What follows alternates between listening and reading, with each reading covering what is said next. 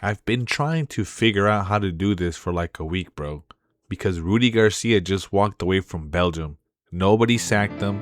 Contract ran out. Mutual agreement. See you later. And when they asked him why the World Cup ended, he said, Lady Luck wasn't smiling at them. And my first reaction was, yeah, this guy's a fraud. I can smell it on him. Open up the files. Easy. But then I actually went and looked at his career, and it's not that simple.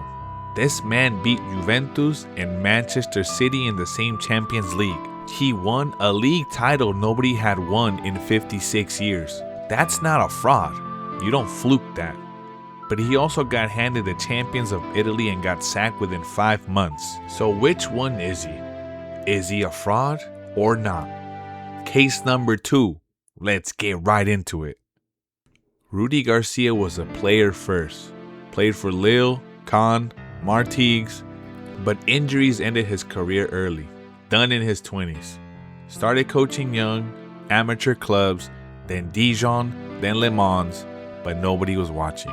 2008, Lille, his first club, give him a job, and they give him time. 3 years. Fast forward to 2010 and 11, League One and the Coupe de France, a double. Lille hadn't won the league in 56 years. And I'm gonna need you to sit with that for a second because that matters later. Took 3 years to build something and he wins a double. That's the only trophy of his career, 15 years ago. And it's the only time anybody ever gave him a building that wasn't already on fire. Fast forward to 2013, Roma. Insane start, 10 straight league wins to open up the season, a club record. Second in Serie A, then second again. Champions League every year. 2 second place finishes at Roma and a record-breaking start. That's a real manager doing real things. And then the 2015-16 season, and it all falls apart. Sacked in January, 1 win in 7. Sent off against Juventus for screaming at the referee. 20,000 fans threatening to boycott the stadium. Same job, same squad, same record-breaking start, then sacked with the fans wanting him out. That's not a fraud. A fraud never has a good part. That's something else. So I went through the rest of it looking for something that connects all of this together and I found it. Marseille takes him to the Europa League final, loses it, quits, and he says it's for the good of the project.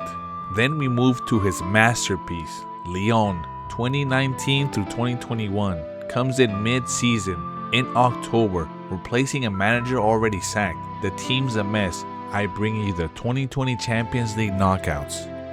Goes up against Juventus, knocks them out. Goes up against Pep and Manchester City, and what does he do? Knocks them out. Reaches a semi-final, only to lose to Bayern. And then, gone. By 2021, having won nothing at all. And that Lyon run is genuinely one of the best things any manager did in that decade, and I'm not gonna sit here and pretend it isn't. He walked into a burning building and got them to a Champions League semifinal, bro. Hold that thought for just a second. That's a genuinely great accomplishment. Now I bring you Al Nassr. They gave him Cristiano Ronaldo, Superfly. And what does he do? 0 trophies, bro. Out within a year, and he takes a dig at Ronaldo. Then he backtracks a little bit. Like he couldn't just, say it with his chest. Like if you're going to say something and talk your shit, you should just do it. Don't back out of it. Say it with your chest, bro. And now I bring you the 2023 season. Napoli. They had just won the Scudetto. The first one since Maradona. Spalletti leaves on top. And they hand the job to Rudi García, the reigning champions of Italy. No fire, nothing to fix, just don't break it. And what does he do? He gets sacked in November. He only lasted 5 months. And there it is. Every time this man walks into chaos, he does something incredible, something genuine, something no one thought was possible. Roma, 10 straight wins. Lyon, mid-season rescue to a Champions League semi-final. Belgium, 2-0 down to Senegal in the 86th minute and he wins the game. Every single time somebody hands him a finished building or asks him to keep something going longer than about 6 months, he burns that shit down. Rudi García is a firefighter. He's incredible for 6 months, and nobody's ever asked him whether he can actually run the building. Now I bring you February 2025. Belgium. His first international job at his ripe old age of 61. Brings Eden Hazard as an assistant for a moment, but I guess that didn't work out. Goes into the tournament with no real expectations. The tournament is fine. Some ugly draws against Egypt and Iran. Takes care of New Zealand 5-1. Senegal comeback, crazy. Beats USA 4-1 after all the controversy. And then the quarterfinal against Spain. 1-all. And then the 71st minute.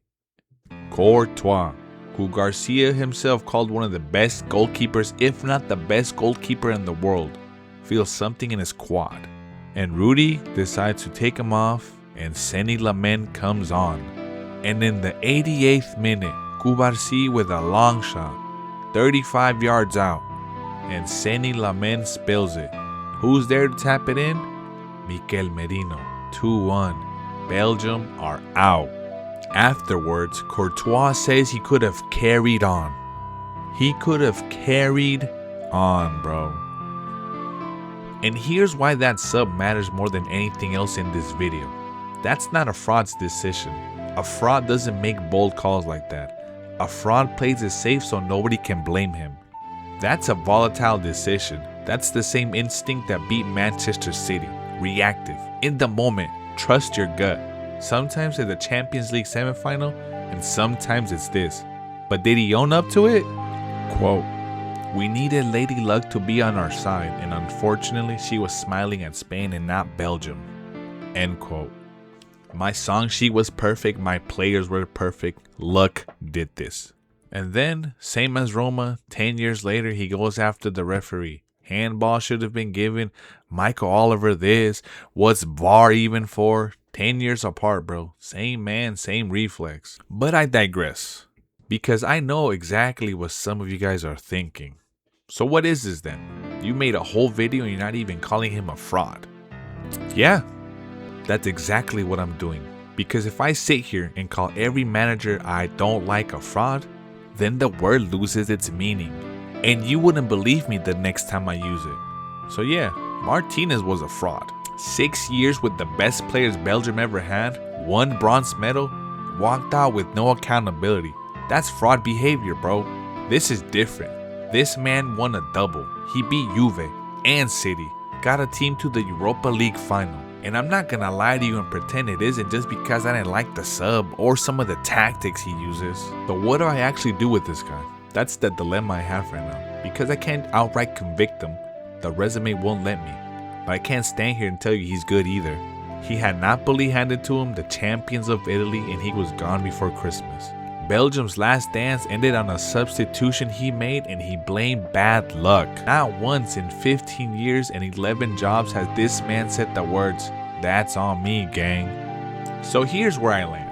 Rudi García has about 6 months in him, 6 months where he'll beat anybody in the world, and then the house burns down. And he's standing on top telling you it wasn't his fault.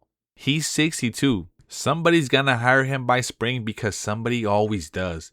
And when it goes exactly the same way it's gone 11 times already, you know where to find me. Rudi García. Case number 2 remains open. We'll be waiting, bro. We will be waiting. And that's the thing about the fraud files. Not everybody in here is going to be guilty. Some of these cases will stay open. Some of them will get thrown out. That's the whole point. Otherwise, why are you going to believe me? So tell me, did I go too easy on him? Because I know I've been hating on this fool. I've been praying for this man's downfall since the World Cup started. And to be honest, I was ready to call him a fraud. Tell me I'm wrong. Tell me I'm not wrong. Tell me who's next. Don't forget to like and subscribe. And I'll see you guys when I see you guys. But until then, let's just chill out.